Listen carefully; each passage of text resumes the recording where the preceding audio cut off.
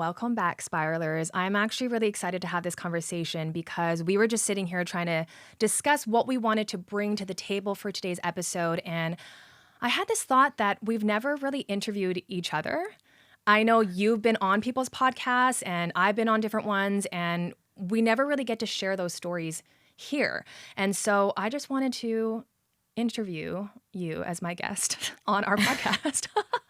I thought this was the best idea ever because it's so true. I've been on several other podcasts and I have a lot of fun on them because we do talk about ourselves, obviously, Of course. on this podcast, but I really get to go through that whole hero's journey arc on someone else's podcast because they'll always say something like, start at the beginning, tell us everything. And I'm like, oh, okay, like how far do we want to go back? And then I start at the beginning and then there's some like climax moment realization. And then I'm like, yeah, and now I'm back with these teachings. Like it literally feels like I go in a circle and we don't get to do that as much. No, we tell these infused stories depending on the topic, but I feel like we've never really been able to do a whole arc. Now we did do the spiritual awakening, kind of what led to that. We did that episode, but I want to ask you more questions. So I think I'm actually going to start with the question that we usually have at the very end of our episode, which is what is the theme or themes that you consistently spiral through? Whoa, starting off with a banger. Yes. Okay, well, thank you so much for asking me this question. Great question. Wait, I feel like I should be introing you like Samantha Chung, podcast host. We're not going to do that today. You guys know who she is. You guys know who I am. I'm Sam, by the way. Okay, what consistent themes have I had to spiral through? Yeah, this is so funny because we asked so many people this question, but I never answer it. But I think I know. I have two particular ones, and I'm sure you know what they are as well. But the first one would definitely be perfectionism, which is something we talked about in episode 74. It was this constant goalpost of needing to be better than I was. And it was always moving the closer I got to it. I never believed that I was good enough to relax. I was never good enough to stop chasing. I was always one repair, one fix, one level away from something greater, something higher. And then I realized what a trap that was. And without going so into it, because we just recorded an entire episode on it, it was just the absolute bane of my existence. And the second one, which is the one that I am so grateful to have integrated more deeply in the last 2 years, is really being in my body and actually feeling every single one of my sensations. A lot of what led me into spirituality, although kept me in the same place that I came from it at, was I intellectualized everything. And Shocker. Yeah, shocker. And I was so dissociated. I mean, a lot of people don't know this, but thinking is literally dissociating. Yeah, because you're not in your body and you're in your head. Yes. But we normalize it and we even identify with it. We like love our thoughts and it keeps us from our body. And I think of it as like, imagine I was literally writing about the experience of being on a roller coaster versus being on a roller coaster. Yes. That's how different life feels. I truly feel like I'm living. And what's so funny is people ask me all the time, clients or just followers, like, how do I feel like I'm living? I don't feel like I'm living. I don't feel like I'm living. I hear that refrain over and over. And to feel like you are living is to be fully present and in your body. But that was a journey I had to really go on. I did not want to feel a single emotion, literally. Unless it was Happiness. peak joy. Yeah. I loved joy. I loved happiness. I loved surprise. Anything that I felt and identified as high frequency was good. And then anything else was bad. Had to be avoided. I did not want to be in my body with that. I would just immediately float up into my head. I would like think, I would ruminate, I would read books about it, I would like research, I would Google. Like I don't do any of that anymore. It's not that I don't read or use research tools to my advantage, but I don't let those patterns of thought keep me from being in my body, because what I recognized was that I was always trying to escape a feeling, a sensation. And it feels so good to genuinely love every feeling. I never thought I would get there, but that is something I spiral through consistently, where I can feel myself. I can actually notice the point now where I go into my head. Yeah. I used to just live there. Yeah. So I never knew. Well, you But never left. I never left. I was Yeah. I was never in my body. Actually, that was the rare experience when I would Yes. do some sort of deep meditation, sound healing, or something really physical and active that required all my focus. I actually love balancing tasks because they really force you to be in the body, which makes sense. It's why I love roller skating. It's like you kind of can't not be there. Otherwise, Yeah. you're going to fall over. Yeah. And so I love those things, but I realized what I loved about those things was presence. And we leave presence because something happens in our body and we experience it as fearful or bad or scary. And then we just leave. I just literally lived in like the confines of my mind for so long. And you know what? I'm really grateful to that because my mind was where I found a lot of safety. Yeah. And it was a coping mechanism. And I don't criticize myself for that. And so people who are over intellectualizing, trying to think their way out, I don't judge that because, when the body feels like such an unsafe place to be, it's like, where else do you go besides your mind? And a way you go to your mind is also through your phone, right? That's literally you being in your head. You're hallucinating the whole thing. Like you're just looking, you're just scrolling. You get to be behind your eyes rather than behind your heart. And that's something I have to bring awareness to. Not even every day, but literally every moment. Every moment. I think you hit something so important, which is that you don't know that you're not in your body. No. Like most people, even when you ask them, like, are you in your mind or in your body? You can't even really answer that when somebody asks you that for the first time. And I think it depends. If you're in your body, you know. Then you do know. Totally. But if you're in your head, you're like, I think so. And that's how you know you're not in your body. Exactly. But I think, as someone who knows you very well, I would have perceived you, or I did perceive you as somebody who was very much in your body because you're so physical. You were a dancer. You ate very healthy. These were all markers that presented as somebody that was very in tune with their body. And I think that was something that you kind of prided yourself in.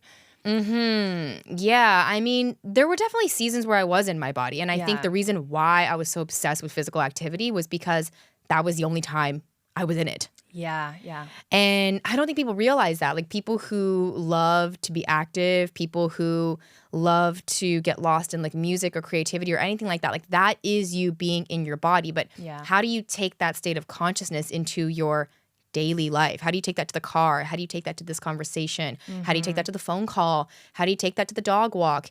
It's not exclusive to you being really active and physical in your body. Yeah. It's a practice. And so, what's interesting is by creating a deeper sense of presence in my body throughout the minutes, hours, and days, I've actually found a lot less motivation to be like active. Yeah. You've noticed that too, right? Totally, yeah. And I'm not less healthy because I'm less active. Actually, the unhealthy thing was that I thought I had to be active all the time. Yes. And now my relationship to activity is a lot more moderate.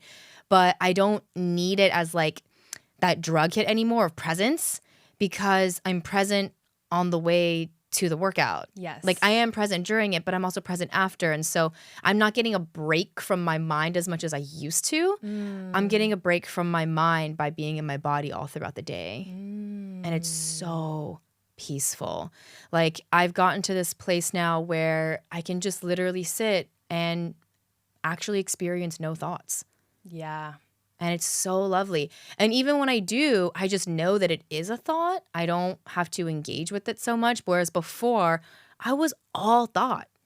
And I kind of loved it. Like my ego was really attached to thought. I mean, ego is thinking. Yeah. Right? Exactly. Like ego, you could say, is more of a verb than a noun. It's like it's a state of consciousness where you're thinking and you're stuck in the mind. But I loved being up there and I loved thinking and identifying with my thoughts and like just molding my perceptions and feeling even superior through certain perceptions. And then that's what kept me up there. I just stayed up there like all the time. And I genuinely didn't understand presence. And I think until you are in your body, the present moment is just a word, not an experience. Totally. To me, being present is a lot like love. It's like if you have to ask if you're in love, you're not in it. Ooh, that's so true. Right? Because love would be felt through your body. Yeah. You wouldn't be thinking you love. You don't even need to like express that you are really feeling it, like you can just feel it and you know it, and that's enough. And I think that's the same thing with presence, because like I remember I read The Power of Now when I was like 20, and I did not understand a single difference. It did not make sense to me. It was over my head. I thought I was being present. I was like, I'm here. But, you know, when I reread it over the past few years, it hits so differently. Yeah. And now the presence really is, like, I mean, it's so hard to even put into words. And that's why I think we're saying it really just is a state of being. And you know when you're feeling it in your body. Yeah, you really can't put it into words. That's the crazy thing. And there's actually an old proverb, and I think it's something like, those who say don't know. Oh, yes. And those who know don't say. Yes, yeah. And it gets me so good because it's so true. When I feel like I'm in like the deepest states of presence, I have nothing to say. Yeah. Which is so funny because I'm hosting a fucking podcast. You always have something to say. But I actually would say that speaking is different than thinking. True. This is a co-creative act. And actually, we have to be so present to be in this conversation. Yes. For me to listen and take cues from you, for me to respond to the impulses in my body. Thinking and speaking or expressing through speech is very different. And so when I'm in this podcast studio with you, the weirdest thing is I don't feel like I'm thinking. And we know that to be true because sometimes after we record, we'll have this moment of, what did we say? What did we talk about? Yeah, we were just so present throughout. And that's definitely something I've noticed because I wondered to myself before, like, oh, I'm speaking all the time, though. Does that mean I'm thinking? No, it's totally different. You actually can't. I mean, you can think and speak at the same time, I guess, technically, but it's very hard to. So I think, I mean, I will say that you have been one of the greatest teachers of presence for me, just without even really trying, because I think when you and I are together, we are so present. And it was one of the first things that we noticed was, oh, when we're together, I don't want to be anywhere else. I'm not waiting to leave. I'm not checking the time. And we're very much in the moment. And we notice all these little details. In Seattle, I remember we were walking around and we were just noticing the funniest things. Like this random guy says something to us. We noticed this little dog, and we remembered every single moment of that trip. Vanessa Carlton, 1,000 Miles was playing. Yep. Do you remember that? I do. And I remember there was also a sign that said Sam, and you pointed to it and I took a picture. You did ballet for me on the streets of Seattle. Oh my God. Yeah. I mean, I remember on that trip, we thought it was so funny that we like basically realized that it wasn't about going to see Abraham Hicks. Yeah. Of course, yes, that was our quote unquote destination, but it was the journey. Yeah. We were just loving the car ride there. We were loving the dinner before the event the next day. We were loving the breakfast we had that morning. Yeah. We loved finding our seats.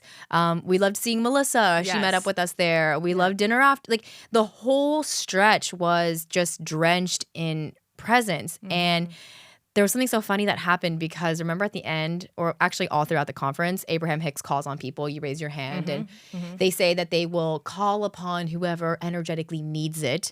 And Gina and I raised our hand every single time. Like literally, we were like, Abraham. We raised our hands so high and we never got called on. And there was this beautiful woman who stood behind us. We never talked to her until after the conference was over. Yeah. But she said, girls, you already have it. That's why she didn't call on you. Oh, that was so nice. Yeah, and we were like, that's so true. We were like, wait, we didn't need it. Yeah. Like we've been so present. We've been in such joy. We've been in such acceptance. We didn't need her to call on us. And I think presence ultimately is, I mean, it's a couple different things, but number one, it's realizing that there is nowhere else to be. Yeah. Like, if you are trying to be somewhere else, whether it's 5 minutes in the future or 5 years in the future, you've left and you've gone to your head because those thoughts of future, or the future rather, whether it's 5 minutes or 5 years, is a thought. So you're moving up into your head. And then secondly, when you start to really root into the present, it's like, I never need time because I'm always here and there's nowhere else to be but here. And Joe Dispenza words that much better than me, but you start moving with time instead of against time or separating yourself from time and trying to utilize time. Or like chasing after it. Yeah, like the idea that like, oh, I need to get there in this much time or I need this much time to get there. It's like, that completely falls away when you're in the present. It's like the example I've always used, I said it earlier, the goalpost. Before, when you're in this paradigm of time and non-presence, you're in your head, you're trying to get somewhere else. You leave your body and you separate from the goalpost, which is the present, and you're chasing it. You're like moving towards it as the goalpost is moving away. Yeah. But when you become present, you merge with the goalpost Yeah. and you move with it. It's like you're always there with the present, and the present moves with you. And the present gets to evolve, right? It's going to be different in the next 1 second or 5 minutes, but you get to be there experiencing all of it. And the reason why there's actually parts of my life, and I'm sure for anyone who's listening, you have a period of your life like this as well, where you don't remember anything. Yeah. And it's because you weren't there. Yeah. The way I see it is like you were at a movie, but you were texting. Yes. You missed the movie. Yeah. And that's how I see my presence practice now. It's like, am I watching this movie that is my life with my eyes, which are the cameras? Or have I left? Have I started like checking out and reading a book? Did I check out and start texting? Did I start thinking about something else? I left the movie. And so my practice over and over again, which used to only be found through physical activity, but now I can bring myself back through breath or just simply my awareness, is to come back to this movie. Use the little cameras on my face to like capture this footage that's happening right now. But I couldn't do that until I felt safe to be with everything that the present was holding. Yep. And sometimes the present holds grief, it holds anger, it holds insecurity, it holds fear and anxiety. And so many of those things are so scary that we just go, whoop. Right? Think about scrolling. We're also avoiding life. So it's like we go to our head to just get away from what we can't be with. But last year, the motto or mantra that really guided me was, what you cannot be with will not let you be. And so my whole practice, this like past past couple years has been just being with what is. And oh my gosh, I could not wait to tell you this. I heard the best definition of authenticity. Let's hear it. Okay.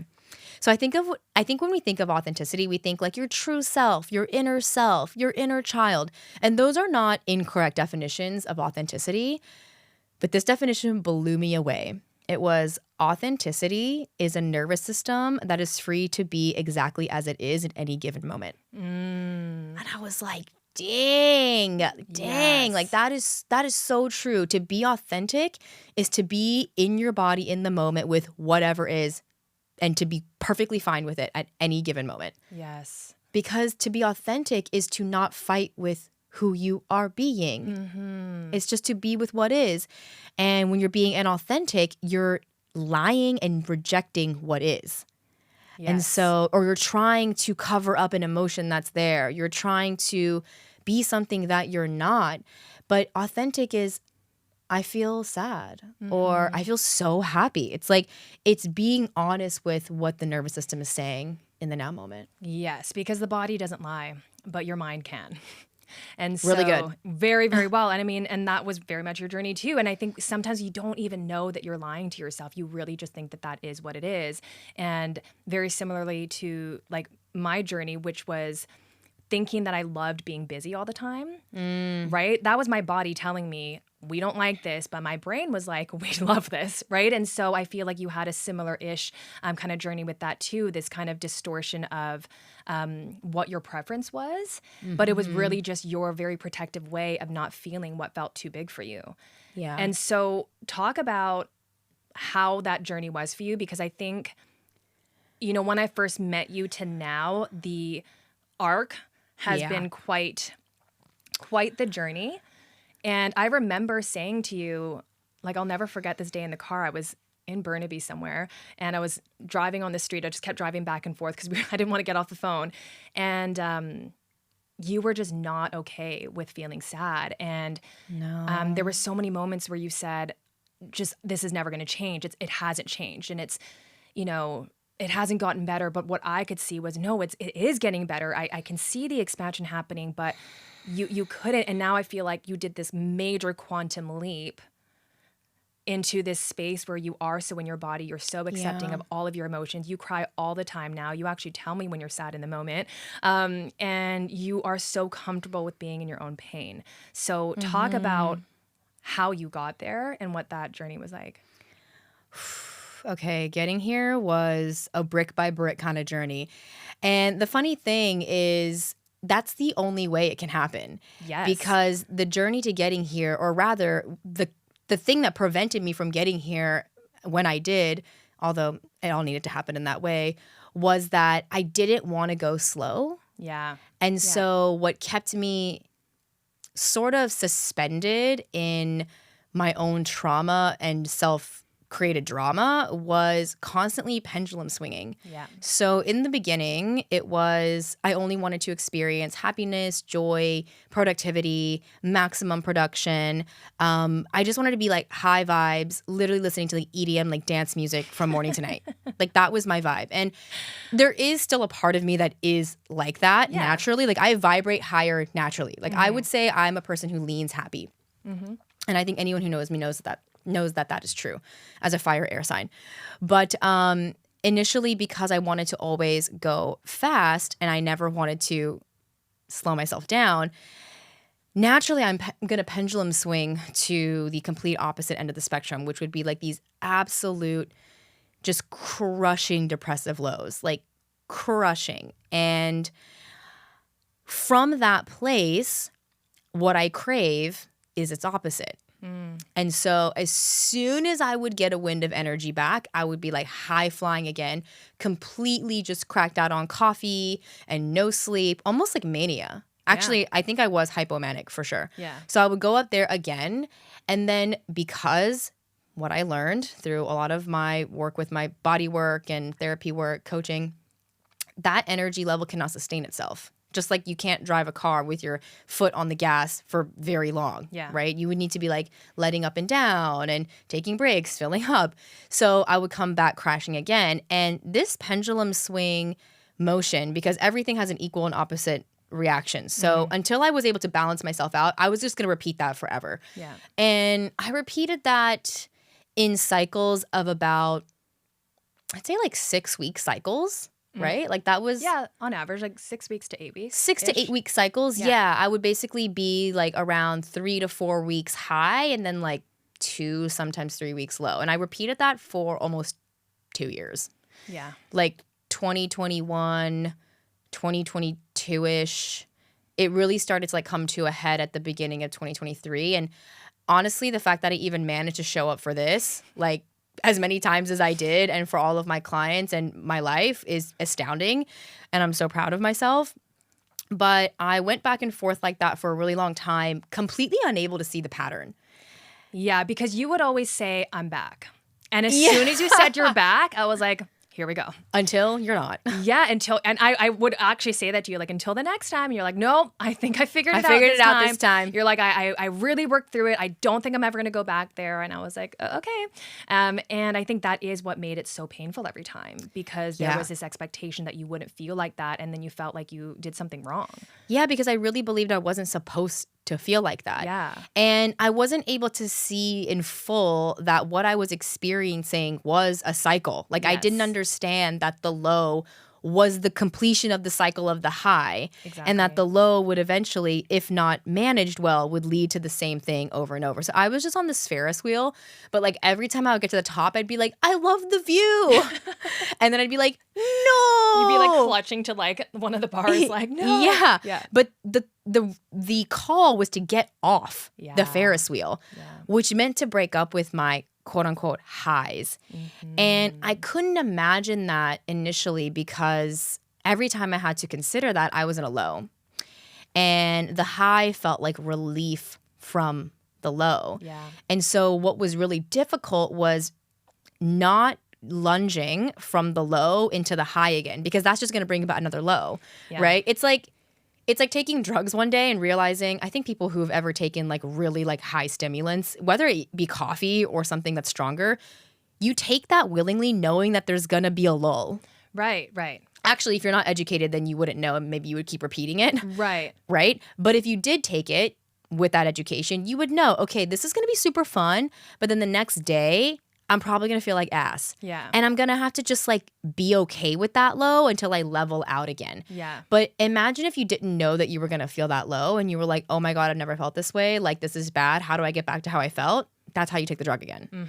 And so I was in that cycle of constantly like upregulating myself back with like caffeine and just like literally adrenaline and cortisol to get back to like productivity and like maximum efficiency. Because you thought that that's what was working. I thought that that's what made me me. Yeah. Which is really sad. But I was identified with that version. So then I would like pendulum swing back. And what I had to learn really painfully was how to go from the low and take care of myself there and vibrate really gradually into like a middle. Yeah. But my like addiction sort of oriented brain was like, I don't want that. I was like I want to be high again, right? Like I want to be like this. And so I had to do a lot of work around unattaching my self-worth to the high and how productive I was during those highs. Because guys, I'm serious, like for like those 3 to 4 weeks, I was unstoppable. Like I was actually manic. Like I was so productive. I would amaze myself. Like the shit that will come out of me within like even 4 hours was like amazing.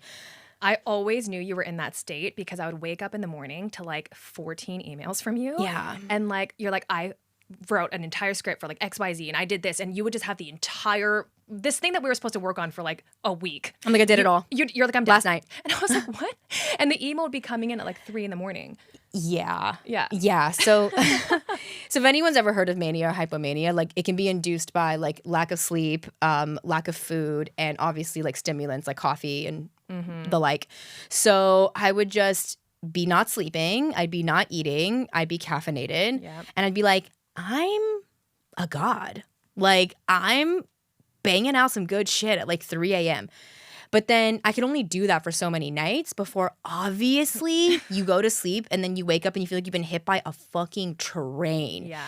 And then instead of being like, oh, this is the low because I like overexerted myself, I'd be like, what's happening? Where did I go? Like I have this entire ego death and like identity loss. And that was probably a good thing for me to go through. But instead of me like questioning it and getting curious about it, I was like, avoid. And I would just like stay in my head and just ignore my body's needs until eventually enough days had passed and I had gained enough energy to do the same thing again.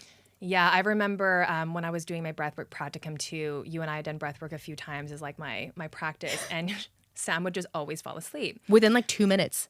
It was like, I'd be like, close down your eyes and you'd be like, I'd be like, did you play any music? You were like, the whole time. I'm like, I just kept going. It's fun. And you were like, so like, what does that mean when I like fall asleep right away? Like, what does that somatically mean? And I was like, that you're tired and that you need sleep. I was like, that I'm tired. You're like, interesting conclusion. Which was so hard for me to perceive because when you're so upregulated, you don't even feel that you're tired. Like, you're just like, I'm good. I'm doing it all. Like, living the dream. And you feel like you don't actually need that much sleep. Yes. And that's so hard for me to educate people on. And so whenever I see people in that state, I'm like, it's okay. Your body will teach you eventually. Because they'll literally argue with me and say like, I'm not tired. Yeah. I don't need that much sleep. Or My like, body doesn't need it. I don't need to eat. This is how little I always eat. And I'm like, until your body's cells literally tell you that they're not metabolically getting what they need. Yeah. So that will happen to you if you're going through this pendulum swing, guys, probably around 30. Like it's just going to happen. Like your cells cannot hold that much tension and that much contrast over and over. Like the body's always seeking balance. Nature always seeks balance. Yeah. Like nature does not like extremes. So unless it is for short periods of time. Yeah.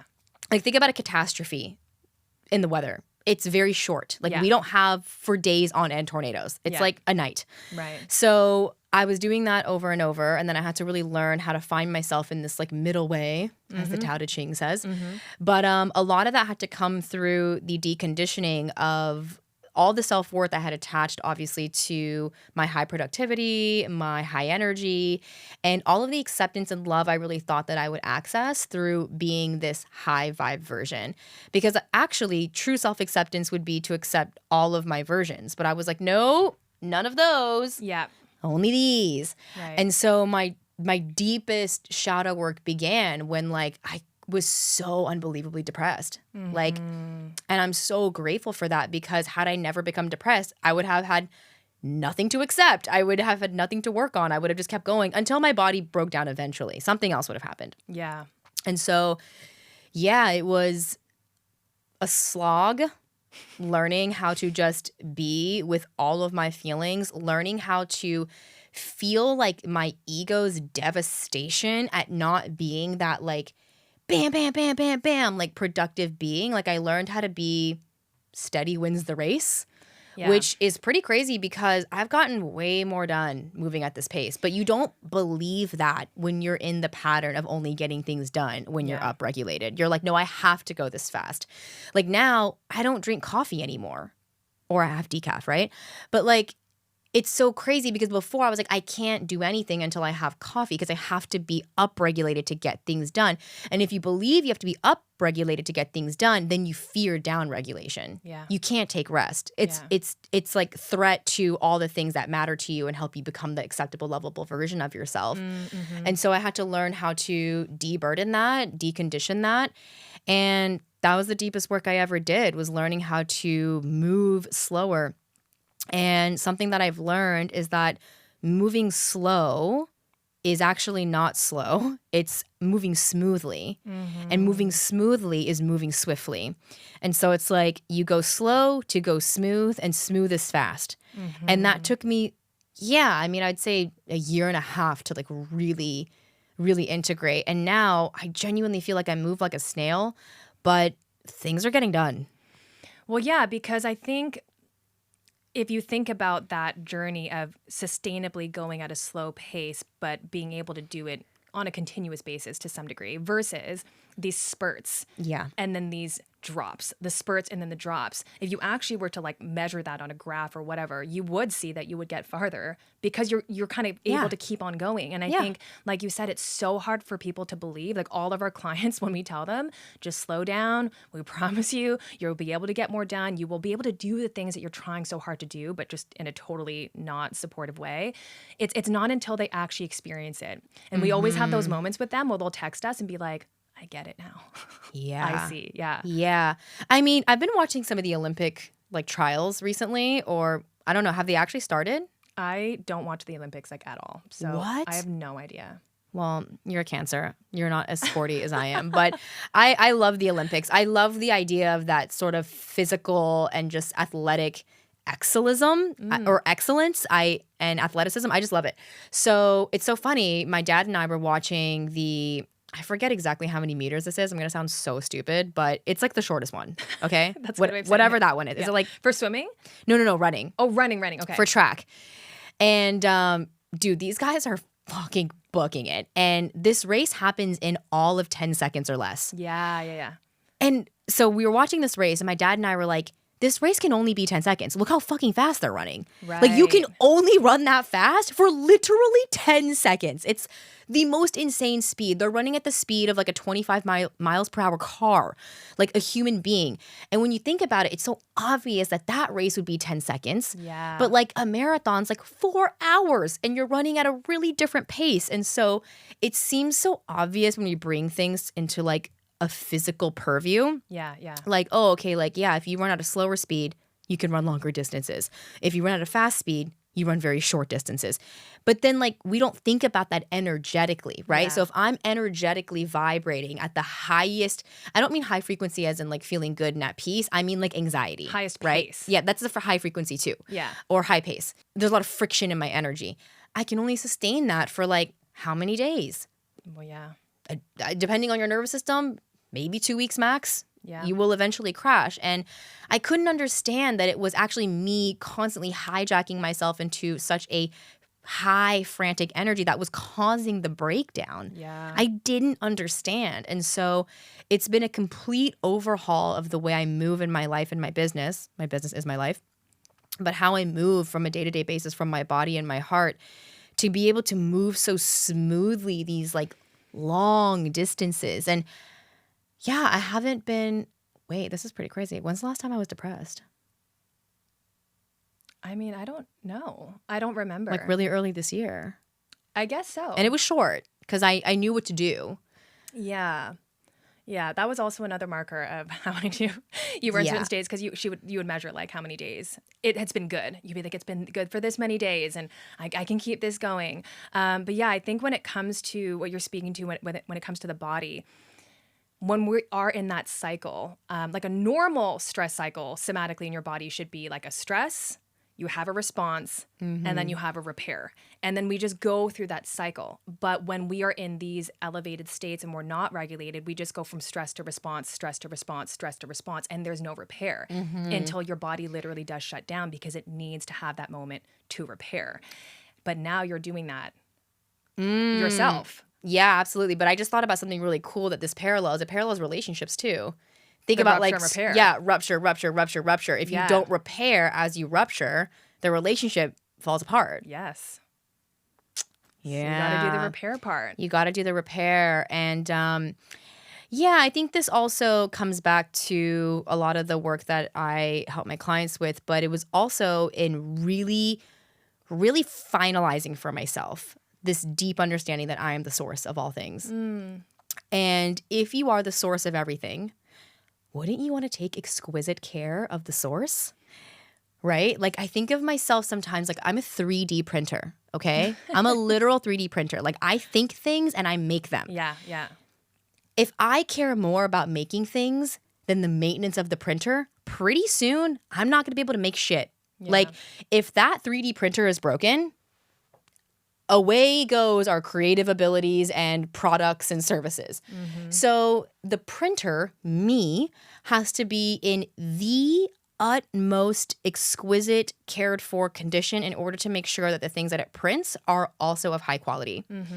And so once I really finalized that for myself, it made no sense to not rest. Yeah. I'm like, I'm the source. Yeah. I'm going to record these podcasts. I'm going to show up to my calls. I'm going to create the courses. I'm going to create them. Like, I'm going to do all that. How can I do all that if I'm not good? Yeah. And so then taking care of me feels like the number one priority. It is. Most people are like, no, I need to take care of my tasks. Yeah. It's like, no, who does that? Yeah. Who does the tasking? You. Yes. So you come first, the tasks follow. And I think I needed a little bit of evidence of that pattern over and over, but I can see more and more when I am good, everything is good. Yeah. And so taking care of me now is like, oh, I got my own back. Like, and my body feels it too. Like it feels like now my body really trusts me. Yeah. Like, we're going to give you a sensation of being tired or hungry, and you're actually going to listen.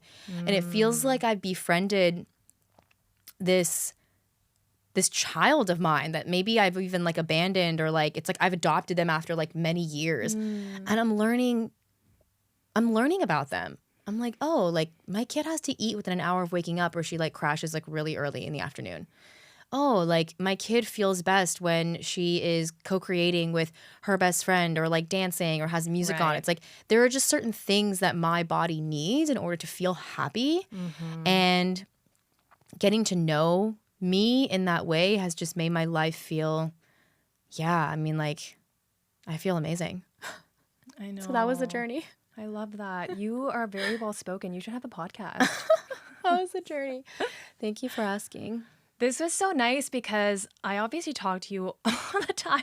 I mean, we basically do this on a regular I know. basis. We just ask each other questions all the time. But it was so nice to be able to ask you and hear the story in this format. And I think that what I think a lot of people are going to take away from this is seeing the reality behind the scenes. Because, Yeah. guys, I can't tell you how many episodes we recorded when you felt like God. the worst you've ever felt. And you're like, welcome back, Spiral.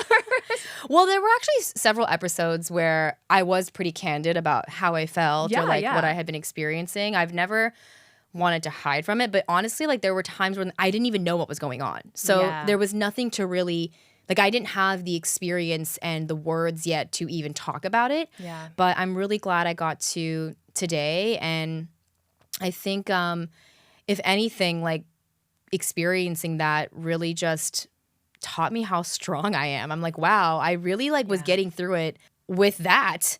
And so I think if you're experiencing something similar, I just want you to know that there's so you have so much beautiful potential and energy to still experience. And you getting through life right now in that state is amazing, like heroic. Yes. The fact that sometimes I got up and I showered and I put myself together and I recorded, like I did that.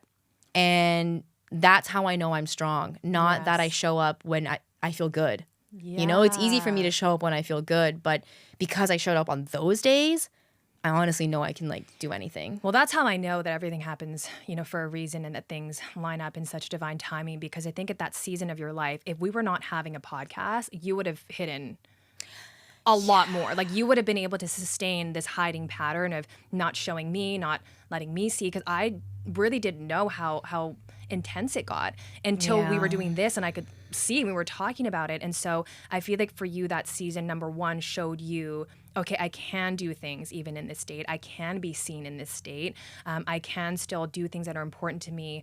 But I think it also illuminated that there was something really wrong, because I think a different version of you would have been able to ride on the high of how much you love doing the podcast, and you would have been able to hide behind that. And so I feel like this in all aspects was such beautiful evidence for so many different things that you needed to know. And I have loved watching the journey. The spiraling higher journey? Yes, I love watching your spiraling higher journey. It's been a spiraling higher journey, y'all. And it's crazy to think about where we will end up having healed so many of these patterns. And I think it's really important too that listeners know that we started this podcast in all of the painful patterns. Yeah. Like we literally weren't past the worst ones. Like there were many that we were past that we spoke of very clearly and with like legitimate experience and insight that we've helped other people with. But Gina showed up with her fear of seen pattern. I showed up with my perfectionism and a lot of my attachment to high energy and productivity. And we still managed. And I love that also our podcast really charts the progress of us working through that pattern too, because last year, episode, I think it was 41, Heal from the Hustle, that was us addressing to our community that like we're not moving at that pace anymore. Yeah. We're changing. And so that was kind of the beginning of us really deciding to move in a different way. And it's bared a lot of fruit for us. And so I'm really grateful because, I don't even know if there's like parts of me where I'm like, would I even be here anymore? Like, would I have died already? I don't know. Like, I don't think I would have died. That's so dramatic, but I would not feel as alive and embodied as I do today. What a gift. I'm so grateful. I love you so much. Thank you for being on the journey with me. Why didn't you give me your hand? Because my hands are very cold, so I didn't want to. Gina has hyperhidrosis.